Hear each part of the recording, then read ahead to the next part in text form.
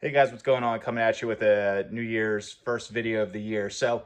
Just wanted to make a video about what happened this week and my thoughts on next week. And then obviously we have the inauguration and stuff like that the following week after, Monday. So here's my thoughts on the market. The market was super frothed up. Wall Street was saying the Santa Claus rally didn't come. It did. It came after the election all the way to the first week of December, basically, or second week of December. Then it kind of peaked. So a lot of times the market reacts ahead of what people think. So it kind of makes sense. And everyone on Wall Street was saying, oh, the Santa Claus rally's come. It didn't happen last year. So it's probably going to happen this year. Well, it didn't. I feel like they do that all the time. So, this year, actually, the expectations at 25. There's a lot of Wall Streeters say between 65, S&P 6,500 to 7,000. Some people think it's going to be a rough first half and then a good back half and vice versa. I really don't really know. It's kind of a coin flip. I could see it both ways because both people that make that argument where they're saying like, oh, there's going to be some profit taking. People made a lot of money. They need to rebalance. They want to see policies. It makes sense that the first half of the year will actually be kind of slow and like a lull. And then once everything gets figured out and policy and everything like that, it does make sense. You'd see a nice rally at the back half of the year, or maybe people know that the tariffs aren't going to be as bad probably as what they're saying. And, Trump and the whole team over there, they're very pro market, pro business, business friendly. So people might price in like, oh, whatever he does, it's going to be better than what it was, which is probably true. So people are going to start putting money in. And now the S&P had a 5% correction already off highs this year. So you see a lot of, actually last week you saw buying pressure right around 5%. And then it was yesterday there was 5% buying pressure that kind of propped it up a little bit. So there's still $6-7 trillion of money out of the market on the sidelines. Basically, pre-COVID we were a little under two. I'm not saying all that would go into the market, but there's a lot of money on the sidelines. People made a lot of money. They're probably waiting for the 30-day wash sale. There's a lot of bullishness, you could say, too. Obviously, jobs data came out yesterday. We came in 100,000 over expectation. So I don't know why Wall Street's really freaking out. I mean, well, I know why they're freaking out, but I don't think it's really a reason to freak out. They're freaking out because they're saying the Fed's not going to cut as much and they won't cut now. And there's rumors that they won't cut till the fall, which honestly, like, I don't see it really being that bad. And the reason I say it's not bad is because if the Fed's not cutting, that means the consumer's real strong. So if the consumer's strong, there's no recession. If there's no recession, there's no unemployment. If there's no unemployment, consumers spend. Like, simply, like people overcomplicate things and people try going into all these deep dives and all this data, but like that's really what happens. So as long as unemployment stays sub 4.755%, there will be no recession, in my opinion, because consumers will still have jobs and people love spending. So it doesn't matter if rates stay elevated for longer or not. I mean, if you look at it like, okay, we're talking about cutting rates in maybe the spring or the fall. If you look at like a 3, 5 year, 10-year horizon, are people really going to care that rates stayed higher for an extra 6 months or we didn't cut for an extra six? Like like if you're a long-term investor, it's truly silly to even care about that. Like it's like who cares? So if the market's going to sell down and you have cash and you're prepared, currently I have 30% cash. Sold a quarter of my Nvidia in the fall and sold a third. No, excuse me. I sold a third of my Nvidia in the fall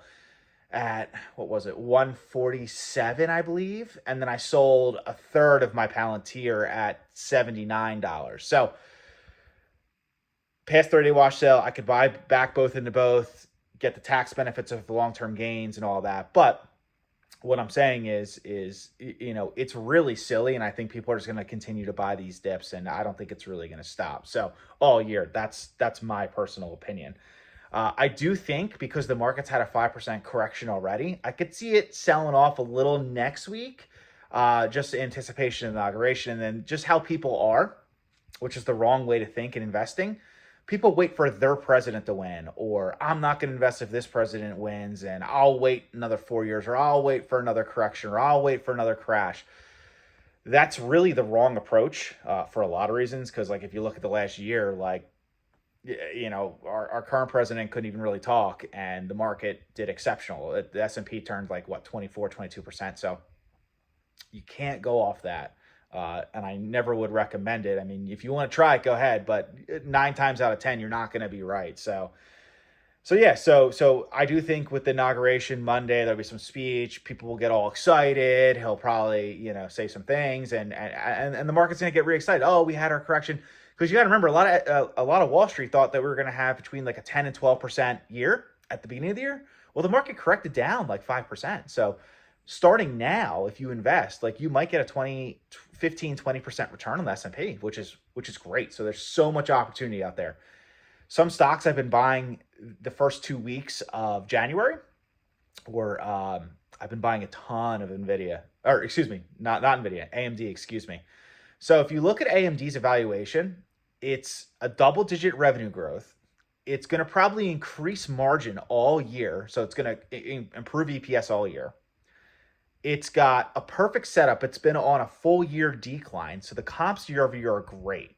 So if you put all them together, like I will buy AMD gladly. Anything under 140. It just went down to like 115, 116 Friday. I bought a lot. So my cost base is probably low 20, like 121 probably right now, because I started buying it at like 125. So that's where I've been rotating some of my Nvidia profits. Keeping my 20% cash on the sidelines, but kind of the profits I sold in Nvidia in December, I'm kind of rotating that money into AMD, kind of like diversify for the like A player and B player. So I think there's a lot of opportunity there for the long term. It's a stock I don't plan on selling for years. The more it goes down, great. I will gladly buy it at 110. I'll buy it at 105. I'll buy it at 100. I'll buy it at 90.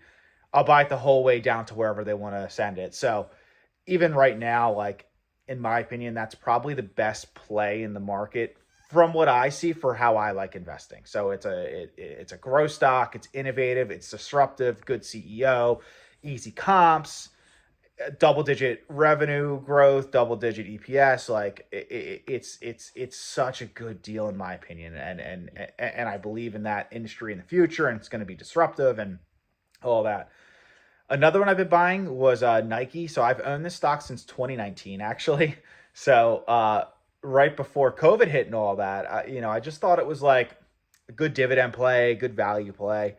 Well, the past 5 years, it's actually been declining. So I bought it in 2019, kind of took a break when COVID hit, focused on other things in 2020.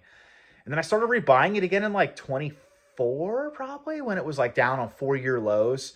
And it's kind of been stuck between that like 70 and 90 per share range. So I think it's a nice value and hedge to like a lot of my plays in my portfolio. I'll probably make a video of my top 5 portfolio positions, and I'll probably make a video of my 20 stocks. So I don't like holding more than 20. I actually have 22 right now, but one is a 3x leverage inverse on the treasury. So I have TMF, and then I also have SQQQ as a hedge, which has been doing great for the past 2 weeks, but don't plan on selling that unless we get like a 10% correction. It's too early in the year. So, and also I can't take advantage of long-term gains on that. So that's kind of my direction. But in reality, in summary, Wall Street's freaking out, market selling off. I think it's overreacted.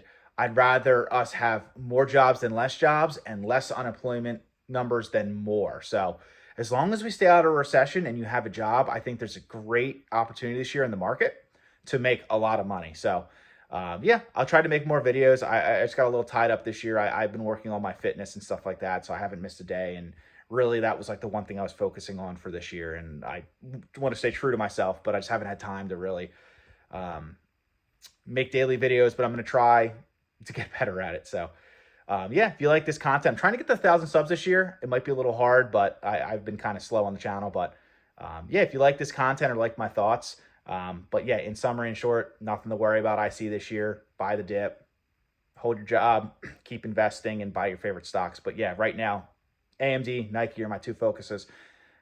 Yeah, so till next time, peace.